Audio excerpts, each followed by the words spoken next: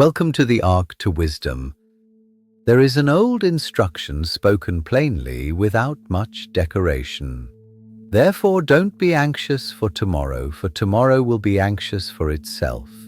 Each day's own evil is sufficient. It sounds almost like permission. Stop carrying what you weren't asked to carry.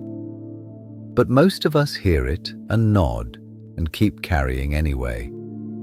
We tell ourselves that worry is a kind of diligence, that if we just think about tomorrow hard enough tonight, we will arrive there safer, readier, more grown. It feels like tending something. It rarely is. There was a farmer of song who felt exactly this way about his rice. The sprouts came up thin and green and impossibly slow, and each morning he stood at the edge of the field, watching them not quite grow, and something in him could not bear it. So one day he stepped into the mud, and he took each sprout between his fingers and pulled it up, just a little, just enough to make it stand taller than it had the day before. Row after row he worked until his back ached and his hands were raw, and when he walked home that evening he was tired in the particular way people are tired after doing something they believe matters. He told his family, "I have helped the sprouts grow today." His son ran to the field to see this miracle of a single afternoon's labor and found every sprout lying loose on top of the soil, withered, already dying, torn from the only thing that had ever been feeding them.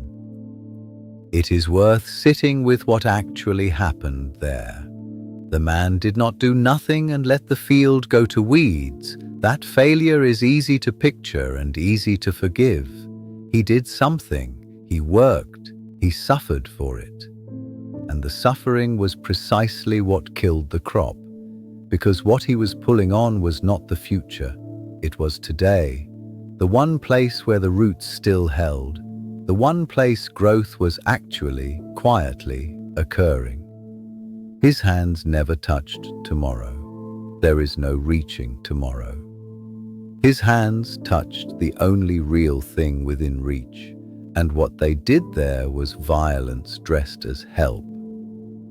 This is what anxious rehearsal of the future so often is. Lying awake, redoing conversations that haven't happened, gripping a plan until it goes slack in your hands, standing at the edge of a day that hasn't come and yanking at it as though urgency were the same thing as care. None of it reaches tomorrow. Tomorrow isn't there yet to be reached. What gets reached, what gets gripped and strained and pulled loose from its quiet unfolding is today. The single day that was actually rooted in soil, actually being fed, actually growing at the only pace growing ever happens at, which is slower than we would like and exactly as fast as it needs to be. There is a gentler way this same truth was once put about the size of the road ahead and the size of the step available. A journey of 1,000 miles begins with a single step. It is usually quoted as encouragement to start, and it is that, but it is also a quiet correction of scale. The 1,000 miles is not yours to carry today. It was never handed to you today. What is handed to you is the step, 1 foot meeting ground. Nothing further required of you in this exact moment than that. The dread of the whole distance is a kind of pulling on the sprout, reaching for miles 999 before mile 1 has even been walked, and finding, when the hand opens, that nothing in it was real. And underneath both of these, the farmer's ruined field, the traveler's single step, sits an older recognition still. To everything there is a season and a time to every purpose under the heaven. Not every purpose at once, not the harvest inside the planting, not the fruit inside the bud. A season for each thing, arriving when it arrives, unrushable by any hand, no matter how sincere that hand's exhaustion. So the field remains the same field it always was, not tomorrow's field. There is no such place to stand in. Only this one, today, thin and slow and green, doing exactly what growing things do when left rooted in the soil that feeds them.